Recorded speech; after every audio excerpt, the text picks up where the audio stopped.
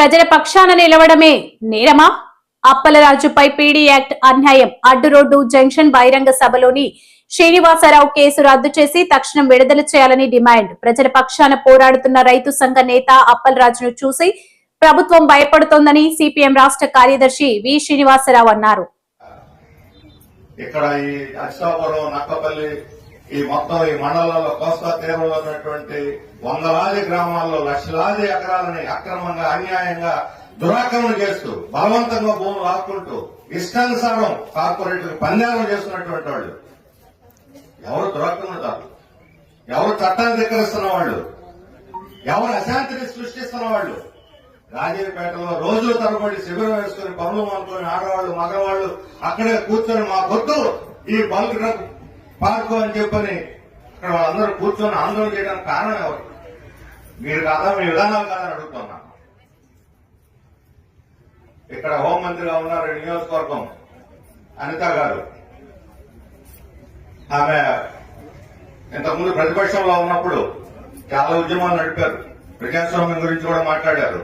మనందరం కూడా హర్షించాం. ప్రజాస్వామ్యం కోసం ఆమె మాట్లాడిన తీరు చూసి ముచ్చటేసింది ఆ రోజు. కానీ ఈ రోజు అదే అనితమ్మ గారు తన రాజకీయ భవిష్యత్తుకు తానే సమాధి నిర్మించుకుంటున్నది అప్పలరాజు జైల్లో పెట్టడం ద్వారా నేను స్పష్టంగా చెప్పదలుచుకున్నాను. ఎవరో ఏమో చేయాల్సిన అవసరం లేదు. తన సమాధిని తానే తవ్వుకుంటా ఉన్నారు. ఆ రోజు ఏం చెప్పారు? ఈ రాజయ్యపేటలో బల్క్ డ్రగ్ పార్క్ రాదు చెప్పారు. ఈ మధ్య ముఖ్యమంత్రి గారు కూడా వచ్చి ప్రకటించారు విశాఖపట్నం. వాళ్ళందరూ పిలిపించుకొని బహిరంగంగా చెప్పాలా, వాళ్ళందరూ రహస్యంగా పిలిపించుకొని మీడియా లేకుండా వాళ్ళకు హామీ ఇచ్చారు. ఏమని? ఇక్కడ బల్క్ డ్రగ్ ఫ్యాక్టరీ పార్క్ పెట్టము, మీరు ఆందోళన పడవద్దు, వెళ్ళిపోండి. మరి ఎందుకని మీడియాకి చెప్పలేదు అదే విషయాన్ని? సరే, మీడియా లేదు, వాళ్ళకి చెప్పారు. మరి వాటికే నోటిఫికేషన్ ఉపసంహరించుకోవాలి కదా. ఎందుకు ఉపసంహరించుకోలేదు? నిజంగా మీరు నిజాయితీగా ఇక్కడ బల్క్ డ్రగ్ పార్క్ పెట్టడం లేదు అనే కానీ విశ్వసించి ప్రజలకు హామీ ఇచ్చుంటే, నిజాయితీగా హామీ ఇచ్చుంటే ఈ పార్టీకి ఆ నోటిఫికేషన్ ఉపసంహరించుకొని ఉండాలి. అది ఉపసంహరించుకోలేదు అంటే మీ మాటల్లో నిజాయితీ లేదు అని చెప్పి నేను చెప్పదలుచుకున్నాను. ఈ రకంగా ఎంతకాలం మోసం చేస్తారు జనాన్ని? ఎందుకు ఈరోజు మీరు ఒకసారి చెప్పారు పార్కు లేదని, వాళ్ళు ఆందోళన కూడా నిర్మించారు. ఎందుకని అప్పలరాజు జైల్లో పెట్టారు? ఏం అవసరం వచ్చింది అంటే రాబోయేటువంటి రోజుల్లో ఈ మొత్తం భూములను కూడా వందల వేల ఎకరాలని ఆశ్రమిట్టల్ లాంటి కంపెనీలకి అప్పనంగా అప్పచెప్పడానికి, ఉచితంగా అప్పచెప్పడానికి వీళ్ళు పెద్ద పథకం వేశారు. అందుకోసం ఈయన అడ్డం వస్తాడు, ఈయన లోపల దూసేస్తే ఇష్టానుసారం భూములు పంజారం చేయొచ్చు అనుకుంటున్నాడు. అబద్ధాలు మేము హెచ్చరిస్తున్నాము. ఒక అప్పలరాజు జైల్లో ఉంటే ఇది ఆగదు. వందలాది మంది అప్పలరాజు ఓడలో పుట్టుకొస్తారు.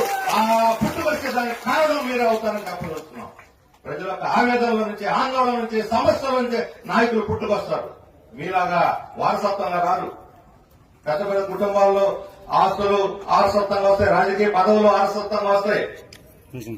వారసత్వంగా వచ్చిన వాళ్ళు ఈరోజు పేటరైపోతున్నారు ఇష్టానుసారం. మా నాయకులు వారసులుగా వచ్చిన వాళ్ళు కాదు. ప్రజల హృదయాల నుంచి, ప్రజల యొక్క ఆందోళన నుంచి, పోరాటాల నుంచి పుట్టుకొచ్చినటువంటి నాయకులు వీళ్ళు. వీళ్ళకి ఎదురు లేదు, తిరుగులేదు, మరణమే లేదు అని చెప్పి చెప్పదలుచుకోండి. ఎంతమంది నిర్బంధిస్తారు? నిర్బంధించుకోండి. ఈ రోజు ఈ సభకు కూడా నిన్నటి వరకు పర్మిషన్ ఇవ్వాలా, సభ తప్పుకోవడానికి కూడా పర్మిషన్ ఇవ్వాలా.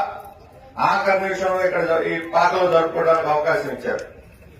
కొన్ని అవకాశం ఇచ్చిన తర్వాతైనా వాళ్ళు స్వేచ్ఛగా జనం రావడానికి ఉండాలి. దొడల్లో పోయి పోలీసులు దించి, పోలీసులు చూస్తే బెదిరిపోతారు, రాకుండా ఉంటారని చెప్పని పోలీసులు పెట్టేశారు ఈ చోట్ల కాపలాలు. ఏం అవసరం వచ్చింది? ఎందుకు? సిపిఎం ఇక్కడ ఎవరు మీకు ప్రతిపక్షం? ఈ రోజు ప్రధాన ప్రతిపక్ష పార్టీ ప్రతిపక్షం కాదు. ఇక్కడ ప్రజల్ని, ప్రజా ఉద్యమాలని, ప్రజా ఉద్యమ కార్యకర్తల్ని, వామపక్ష పార్టీలని, వేళని ఈరోజు ప్రతిపక్షంగా చూస్తుంది ప్రభుత్వం. ప్రజా ఉద్యమాల పట్ల శత్రు వైఖరి తీసుకున్నది ఈ ప్రభుత్వం. ప్రజల పట్ల శత్రు వైఖరి తీసుకుంటుంది. ప్రజల మీద యుద్ధం ప్రకటించిన ప్రభుత్వం. ఈ యుద్ధంలో ప్రజలే గెలుస్తారని చెప్పి నేను చెప్పదలుచుకున్నాను. ప్రజల మీద యుద్ధం చేసి ఎంతవరకు ఏ రాజకీయ పార్టీ అయినా, రాజకీయ నాయకులైనా బతికి బట్టగట్టారా రాజకీయంగా అని చెప్పి అడుగుతున్నాను. ఈ రోజు అరెస్ట్ చేసిన సిపిఎం నాయకుడు కాదు, ప్రజల తరపు నిలబడి పోరాడుతున్నటువంటి ఒక పోరాట యోధుడిని, ఒక రైతు నాయకుడిని, ఒక ప్రజల పక్షపాతిని ఈరోజు జైల్లో పెట్టారు.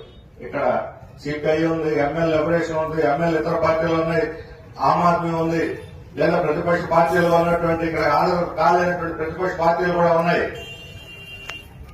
మీరు ప్రజల పట్ల ఈ శత్రువు వైఖరి తీసుకుంటే అది మీ భవిష్యత్తుకే వినాశకరంగా మారుతుంది. మీరు కక్ష సాధిస్తున్న సిపిఎం మీద, కమ్యూనిస్టుల మీద, వామపక్షాల మీద కాదు, మీరు ప్రజల మీద కక్ష సాధిస్తా ఉన్నారు. ఈరోజు మేము మా పార్టీ ఒక సమస్యను బట్టి, ఇష్యూ టు ఇష్యూ సమస్యను బట్టి మేము ప్రభుత్వం పట్ల వైఖరి తీసుకుంటున్నాం. అది న్యాయం అయితే బలపరుస్తున్నాం, అన్యాయం అయితే వ్యతిరేకిస్తున్నాం, పోరాడుతున్నాం. ప్రజలకి లాభం అయితే దాన్ని సమర్థిస్తున్నాం, నష్టం కలిగితే వ్యతిరేకిస్తున్నాం. ఇది మా వైఖరి. కానీ మీరు అలా కాదు. మీరు ఏం చేయదలుచుకుంటారని పూర్తిగా ఒక బుల్డోజర్ చేయడానికి జనం నెత్తి మీద బుల్డోజర్లు పెట్టి, రోడ్ల మీద బుల్డోజర్లు నడిపించి మొత్తం ప్రజలందరూ కూడా వాళ్ళ భవిష్యత్తును నాశనం చేయడానికి కోరుకున్నారు. దాన్ని మాత్రం ఎట్టి పరిస్థితుల్లో మేము అనుమతించాం, అంగీకరించాం. దీన్ని వ్యతిరేకించి ప్రతిఘటించి తీరుతామని చెప్పి చెప్పడం.